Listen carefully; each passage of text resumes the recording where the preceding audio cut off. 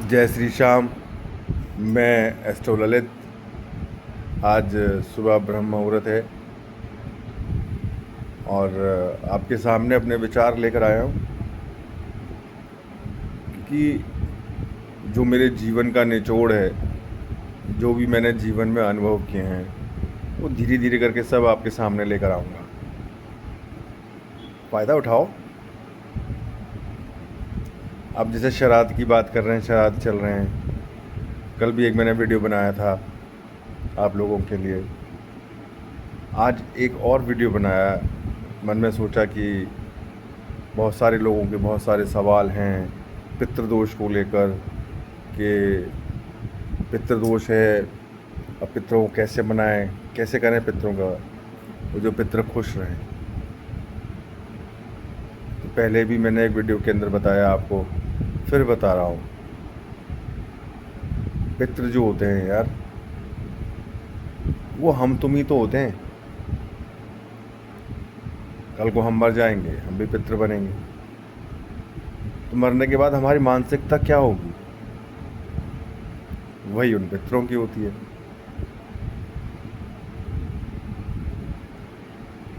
हम अपने माँ बाप या कोई भी रिश्ता है जो भी इस दुनिया में नहीं रहा, तो उनकी कितनी अपेक्षाएं रही होंगी हमें लेकर, कितनी मेहनत की होगी हमारे पिताजी ने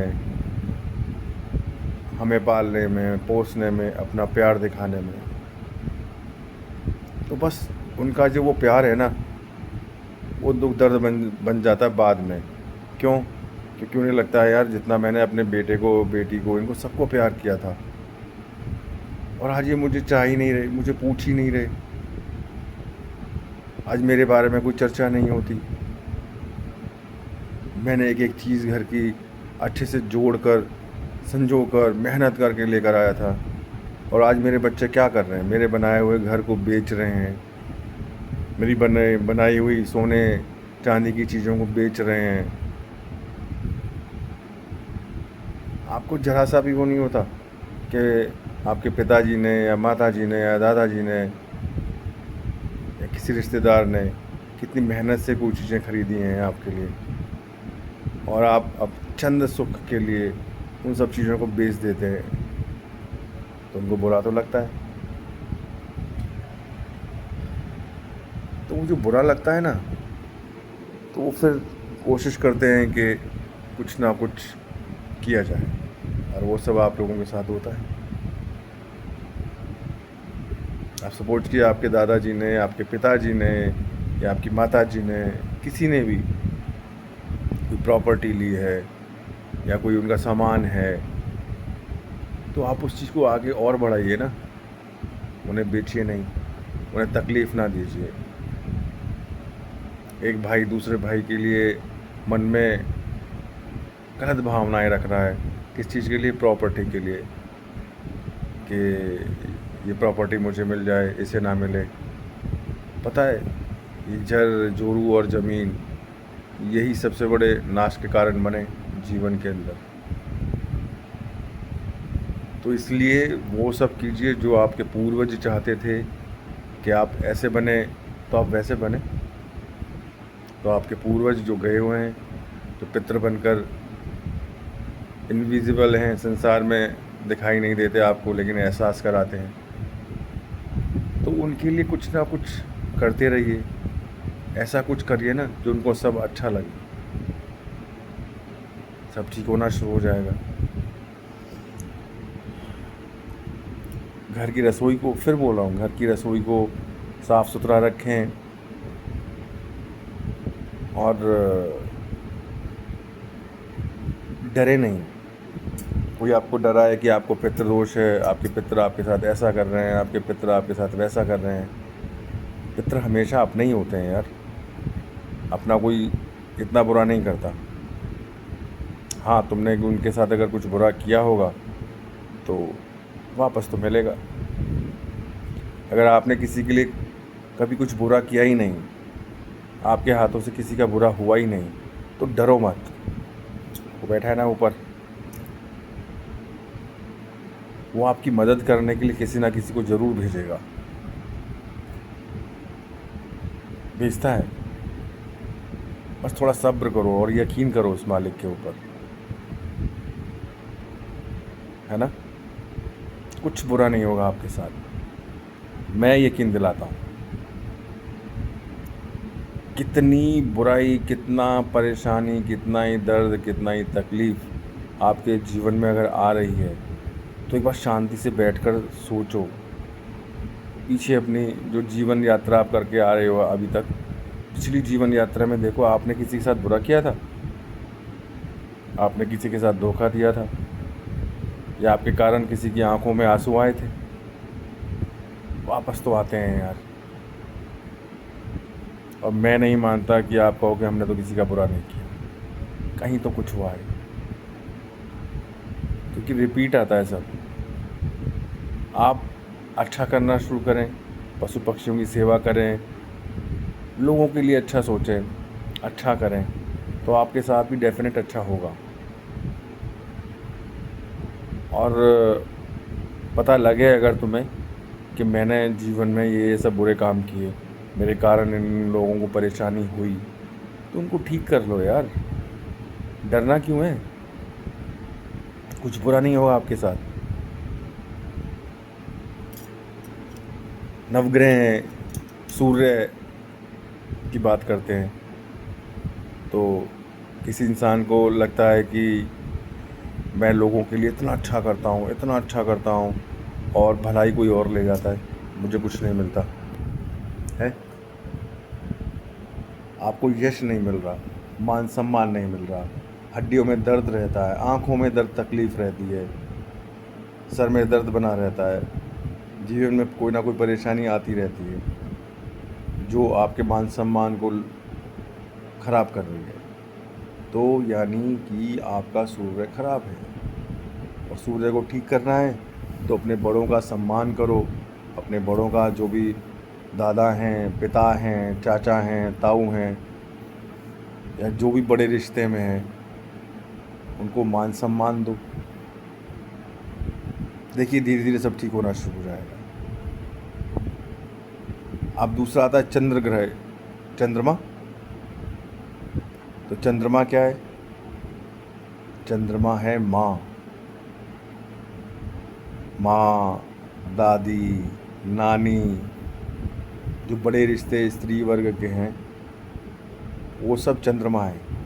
अगर आपने अपनी मदर को तकलीफ़ दी है, दादी को तकलीफ़ दी है, उल्टा सीधा बोला है, या वो बैठकर रोए हैं आपके लिए, हैं, तो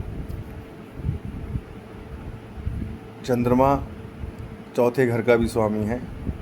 चौथा घर होता है भूमि, घर। घर नहीं मिलेगा हमेशा। लोग बोलते हैं हमारा घर कब बनेगा, कब हम अपने घर में जाएंगे, हमारे पास कब गाड़ियाँ होंगी, है ना।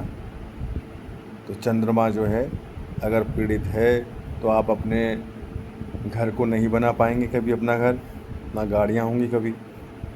हमेशा लोन, जैसे बोलते हैं ना, कर्जा कर्जा कर्जा कर्जा कर्जा उतरने का नाम नहीं ले रहा, क्या करें। तो चंद्रमा ठीक कर लो यार। चंद्रमा ठीक होते ही चौथा घर ठीक हो जाएगा। चौथा घर ठीक हुआ तो आपको भूमि का सुख मिलेगा, है ना। भूमि का सुख मिलेगा और गाड़ियाँ भी आएंगी। लग्जरी के अंदर अगर आपको मज़ा लेना है तो अपने जो बड़े स्त्री वर्ग हैं, माँ, दादी, नानी, सम्मान करो रिश्तों का, तो देखना उसमें कितना फ़र्क पड़ेगा आपको, समझे। और आगे के मंगल, बुध, बृहस्पति, शुक्र, शनि, राहु, केतु, उनके बारे में विशेष आराम से बैठकर चर्चा करेंगे। अभी के लिए इतना ही काफ़ी है। अब अपना ध्यान रखें। जय श्री श्याम। और अच्छा लगे तो सब्सक्राइब करना, शेयर करना इस वीडियो को। मैं नेक्स्ट वीडियो में फिर आपके पास आऊँगा। मंगल, बुध, बृहस्पति, शुक्र, शनि को कैसे ठीक किया जाए, राहु केतु को कैसे ठीक किया जाए, और अभी जो मैंने बताया है कि श्राद्ध चल रहे हैं तो जीव जंतुओं को सेवा करो उनकी, और एक मुख्य बात और बता रहूँगा जाते जाते कि जब भी हम श्राद्ध जमाते हैं तो उसमें आपने देखा होगा ब्राह्मण जो हैं वो निकालते हैं एक रोटी कुत्ते की, एक रोटी गाय की, एक रोटी कौवे की। हम लोग क्या करते हैं, जाते हैं गाय के आगे डाल कर वापस आ जाते हैं, देखते नहीं गाय ने खाई नहीं खाई।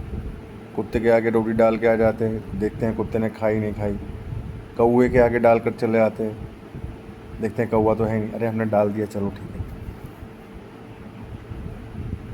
पितरों को अगर खुश करना है तो वहाँ खड़े रहिए और हाथ जोड़िए उनके आगे।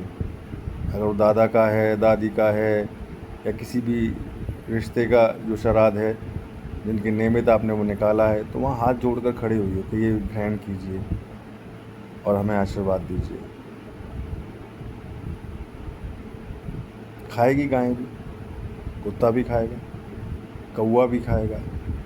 कौवे को खिलाना ज़रूरी है, कौवा खाएगा तो ही पितर बोलते हैं कि भाई आपको आशीर्वाद देकर जा रहे हैं।